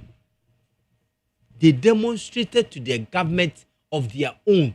Say fire. What is Obi Ply? And I said, I say me to Obi. Omo dom when they say yeah, omo aban. MP. I want honey NDC. Ni say aban. Ye kan ho. It be ya kwama. Me I commend them for the demonstration, and I want to assure them the government of NDC have taken note of it. If they are not part of the 160 rules now, they will be added to it. It is not wrong as you have demonstrated. MPP person yes, because of the government is failing. That's what they are. It is never true. That place is an NDC place. It's an NDC place. So they have not done any wrong demonstrating. May I commend them. The kind of peaceful demonstration they did. Obiela impra, Obiya assembly and two Obi police ni bi anyewe. I just want to commend the leadership of the demonstration. Well, I want them to know that the government of NDC, the government of John Ahmed Mahama, have seen their effort, their love that they shown just ended the election, 2024 election. And they will be catered for. If they are not part of the 160, this is not, the government is going to rehabilitate their rules, they will be added to it. Okay. Samuel. Yeah. So, near woman person Ghana for NTS and say NDC are buying there. Ocean Yama Omo Yena, it tells you say they were not prepared because Nema Bibri Amo Kacha now we were expecting say NDC are buying these 4 years there from now to 2028 there. They were going to exhibit some friends skills be different, no. And so Ghana for Nyan said, Mudie, whatever it is, 2028, no more support here. Na yemra back, na yembe sisi nyama na we dear. Resetting it dear. Me see, I see Y2K compliant. I see 2000. Nema I see ya Ghana for ya kajo computer babe crashing. I'm setting it there crashing money. I'm resetting there a crashing. I'm about crash Ghana because Oshe Galamse now Oshe in Sua Yenuanum num our villages are Mark Jerry. So big country say NDC beba buying mama 2 months, 5 months, 7 months, 8 months, 10 months. Then that's so can Galamse asema without any tangible for instance structures are yedi koko fight Galamse. I'll be surprised. But and the 14th October, you the way forward of Galamsey, I ensure you know then say me see they are lucky. Yenye time no, time as government no, we are supporting them. But yenye time no, they were going around telling the people say amuntu abenchiaye no mo ba if you omu aye jeli omu kra no be jaomu ombe momo amnesty ni sanema. We are not doing that. The time kra na o cause yes and kra we were fighting. Now all time yenye support you. Because baby adene do no you person the politics until we are supporting you, we are pushing you, say we are ready whatever decision you want to take to solve Galamsey now, we are ready to support you. And also you don't have the know-how and no me join who are minti ase kojo nkansambe can say me I can't think far because situation now ya wom say Mark Jerry look Ocean Nemo Mukika San George no money, mere missing brother. I don't this no Bobashi, Odmasia, as some count in opposition about Galamsey. Yeah, Papa said, look at Yanuman, some about Galamsey. Na and ne in 10th month in their governance, no Galamsey, Yentimi and Yonsha, Mark Jerry, and ya because look, you get to a point that. Yeah, and so I been num cry there. Yenyebi. Utu now show all the rivers in your there. I say, your president or catch us Akufado non person or best of and I say or best stop Galamsey. No, the bad Galamsey will be a thing of the past. No, a babemo. Not 10 months. Udasu do some good so soon about Galamsey. Now you are not telling us, okay, this is what I want to do. Okay, yao, do you want to say?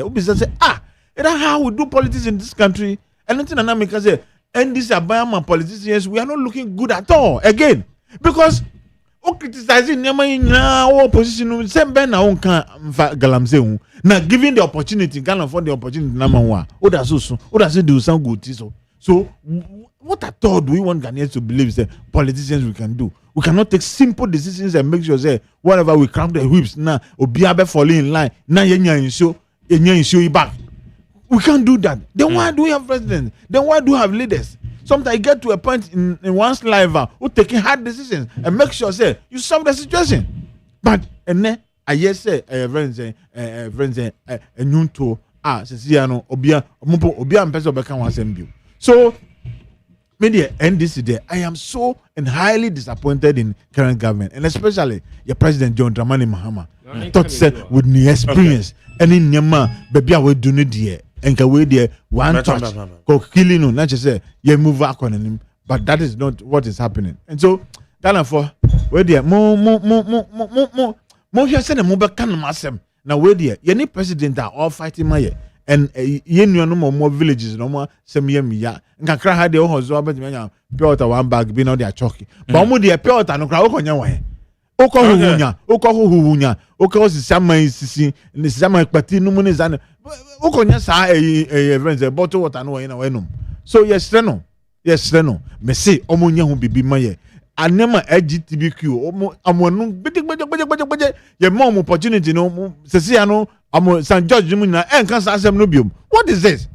What kind of politics in our country? I'm so disappointed in this government. That's it. I tell for Momra, near common, and common, the contractors, ye don't come on.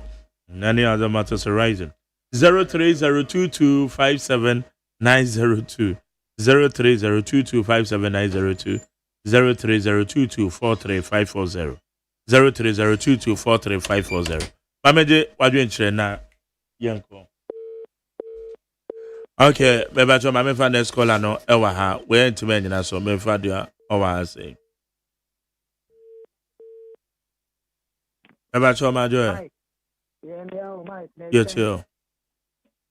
Collins ni midway PMO amamole let me afre me tabru man me no mame ntia me ndc ni no Samuel David Sema waka jina 0/10 na oka yilo krobo up to pon NDC1 the late JEA Mills any your man pinyin na kufado then vice president Mike ono me be bobro no bi obeni e free nyante kwame nyante oni bebi America no e free ho e dey kokpom NDC1 and a year at fat and NPP by 8 years. It is a moody move we crown a came to tour again. Yes, when we foot 20 billion, who can obey baby no one can say 7 party me, you look robo, mania crobo, baby, being who no my meaning. Maybe you know, NPP need ye, the being who are NDC by ya at the end of it. In the President Mahama, baby, obey Sibia. Nantiako na Ghana for body no so good governance ene reflect wo nipa sitremu ene nipa brabomu enye sem de be kura mic ni abeka se ye ka se ye be ye ya Davida we need good governance no it's NDC be chair minister o deputy minister o CEO whatever o bi ni honma wa bono ho abaso what you say say ye di bu okay me dan say ma me fa di odi o me ba cho Memoir. Yes, I tell. Now, my wife, the microphone, what is it? Yammy, I don't know where. Yo, Mamma, was you, maybe Sawa Kunti, incoming national woman organizer. Michiana Yimre. Namin chairman mentor, honorable Jumbo to incoming national chairman. Michiano Babio will be a Michiano. Majari, Mona Montiminia Queen call or Mampino Hall, His Excellency John Dramani Mahama. They will do on the Machina, I can't tell and say, excellent one. I think you're 40 or more play. Contractors 40 or more play. I think you say, Busume, 2 10 months or more, or more cat you. Majari, you're nearly saying, I'm this. I think a large bill, a bonu, wanting to a canyon. Ni dan sika dan wura takin no dindin de ono so si de sika wa ban ho no nti bɔtɛ no ɔmo hyɛ ma yɛ sɛ ɔmo ba wɔn bɛ ma Ghana yɛ krabɛ ɛna yɛ hwɛ no ana magyare me no ɔmo kyi 2 months ɔmo ba ɔmo bɛ stop galamsey yɛn nsuo no bɛda han magyare tete a nsuo no a ɛda hɔ no mu no magyare kɔla no te sɛ nti yɛbɛsrɛ media mesrɛ me party mpanyinfoɔ from top aba down yɛma nkabom bra yɛmfa asomdwe ndi nta yɛ ho akyi na Ghanafoɔ ayɛ ready sɛ yɛbɛto aba 2028 a Ghanafoɔ anomɔmu ho sɛ ɔmo ato aba no ma NDC okay ɔmo ato aba no kama ama MPP aban ama Ghana afa ne ntoma papra that's ma me fa de odi ho be ba cho ma jo Mejo so boss. yetio Yo, kwame adombo atinyi mi fefi adenta. Sama nyankopon share woni producers en Nigeria ni program mo ya mai. Na medi Mr. Ivan amoho ya okakra. Ache se yenim se NDC omo asua omo from so a omo ye 2016 I think say Maria Yamomo, ye almost free so yeah, I think 2016. Ye almost free so MPP for by and faces have mistakes no more sooner. Mistakes ben America. A ham tiny ahoma so ne any among kasa politicians here to Abama more. Now omo yeno. Yet to Abama political amanyo kun no more be this one. So I almost say Ghana you almost due. Ghana no yeah this political party being so almost who say Ghana no you almost do. If you look at as a gentle guy in Kolani or mining ATO. Now I mean you talk like this governance is about accountability and putting information across.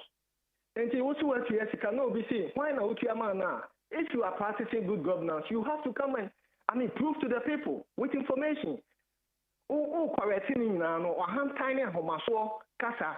This is how when am I yes 2016 2 man and now do more almost year 20 so politicians name political party they almost who say Ghana no yet to abamo when you okay one party no and don't say sabi ya Jimmy Medans Medans thank you mami mebacho memo Good evening. Yes, sir. It's you. Yes, sir. Pastor Bright, I'm Mikasa Free. I was so kind. Okay. Nami ensure papa now born by an age master. We had the ball mind Ghana. Ubrepa said, sorry, I'm matching. Now by this time, I was so studio because of Ghana. Don't Nami born you bush for now by no Israel. Amen. Na mintia minya bema nditi no wakase yi pa se oyegana ni ampa na mintia honorable Alhaji ya Okondo any regional chairman honorable Ashimo any honorable Jerry Johnson yomuna enanyumbe anka MPP ba bemu na 8 years no omutimi buaye etutu nuama yi ya anka Excellency John Dramani Mahama bae anka ono so be ya de foforo pokwase ekwan a omuji sika a omu prove wo parliament say omo amasika say yenye pokwase kwan enye Excellency John Dramani Mahama na asaba na omasa pesika foforo e de ama contractor ya wasa kwan so ye kwan na e de ama Ghana fo omunchire ye kwan ba ko a 8 years major road ben na MPP ba abemu omuye di ma Ghana for enti omu ka omanu ntum na oman no Excellency John Dramani Mahama enti mi bu oman no ma Ghana for na Ghana ni bia hu to mu because omu ni hwe ombeka omu ba ya omu si dum so sisi amunya dum so asem nka munya hwe enka biu enti bebi amu de be fa no ekwan bia wo oman Ghana mu no Excellency John Dramani Mahama ebe bomodian say ni 4 years obetime wi kwan no o contractor bia so yede ni ka no enim say yetimi atua contractors ni bebreika e de ama Ghana for enti yesre MPP for ema Excellency John Dramani Mama asuju no ntimi bo man no efama o man Ghana na Madam sir. Meba to me for last one. Majo. Mark Jerry. Yes sir, too. Yes, sir, let's put up. The confidence my ablik my way. Kaka American say. Yes, sir. Contacted no. MPP free abano. You can't one call for it and what was the name of my contacted here? Fear, you know, for that. This is our rock. What's the butcher? Oh, my so ma. Eh? As you show.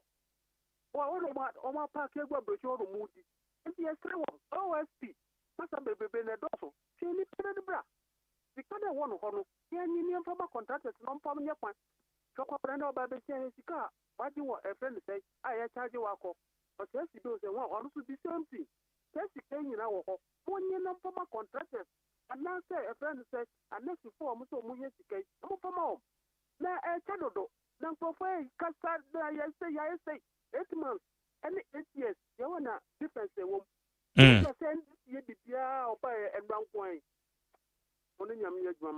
But as Hanamidisi. Amo, Ovana Gomen. Me pese me karakrafa miniano asema beka se odi me ho ya. Me shisha na me police me de na me se nipa na ma nipa ye nipa. Na ha kwa etia anadwi omuntini eti ha. So se maka bibi na anye ne da mesre no onfa nchemi na metwinsan. Ba sentia ma me kan sa ne se aban afi na waba. Na office assembly aba. Na we businessman, we a politician. But minister na catch say minister. Yes say we see what you aka, but you hu na wo call mamu ofa press, radio and TV na ka asem na minister beka na oyo toro sem. Enye no kresa. Wankasa oyo toro fo. O say enye no kresa. Obi an you so where the bia wa so. Okay, but the person say o se sika bia an hete wo makam. Hete ni awaka na enye no kresa. Wo na wo kasa ono ankasa. Tie, mesi mama osika. Na wa beka no abonte. O se sika ne hete account. Mempese, I don't want to argue on this matter, but the fact of the matter is, abani si metuaka. Obi aba abonte say aban wuntuaka. Media ni sanke se okwa aban akachi minister wa beka se wetuaka o. Na ofi say wo ba abonte na beka na beboa. Media mi huni se opese ogu aban ni mase. Iti ma me kesa ni sa. Okay, me say me time so. Okay. Samuel. It's not happy about that. I'm sorry for it. Okay, good.